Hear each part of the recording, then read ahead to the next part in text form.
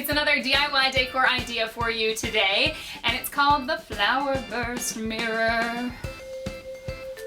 Yeah, that's what I'm calling it. I don't really know what it's called. I originally got the idea off of Pinterest a couple of years ago. I've made it a couple of times. A girlfriend of mine complimented me all of the time, so I made one for her birthday. And I made it for myself so many times because I've traveled, and when you move, it doesn't really travel all that well. It's made out of paper, so the edges can get torn or ripped and not look quite as nice. So you just remake it, and it'll cost you $3.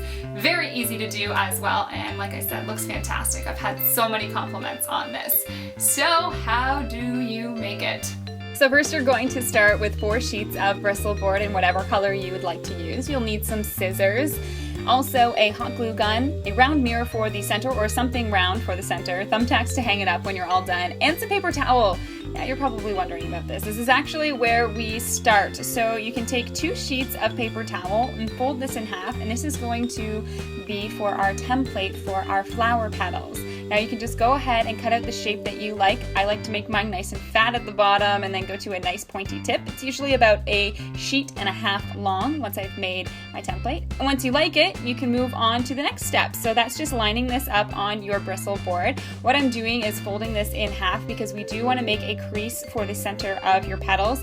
It looks better, and it's also just going to make the cutting process that much quicker. So you line up your template on the outside once you've made your folds, and basically you just cut it. Yep.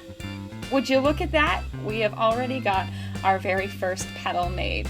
So you're gonna go ahead and do this a bunch more times until you have as many petals as you like. I ended up doing 8 for the largest size.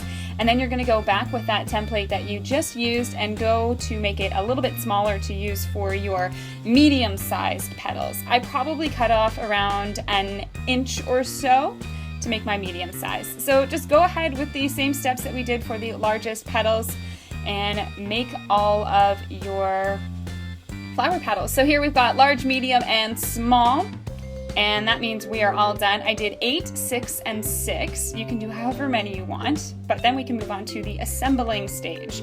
So obviously I've used this mirror a couple of times. Don't worry, there is a mirror on the other side. It was a double-sided mirror. So you're going to start with the smallest petals and work your way to the outside and just lather that hot glue on there. And you can just go ahead and place your petal wherever you like to see it fit. And because we have 6 small petals, you are going to arrange them exactly opposite one another. And I do that right away just so that everything is spaced out evenly. So you can go ahead and do that with your first 6 petals.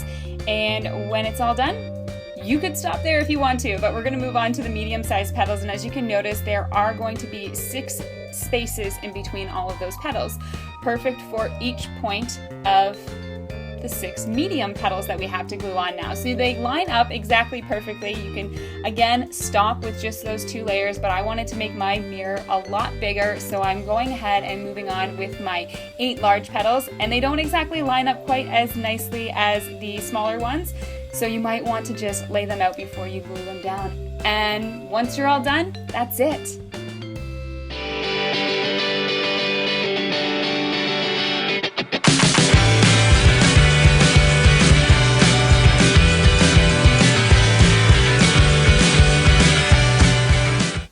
So let me know what you guys think of this DIY. Do you like it? Are you gonna try it?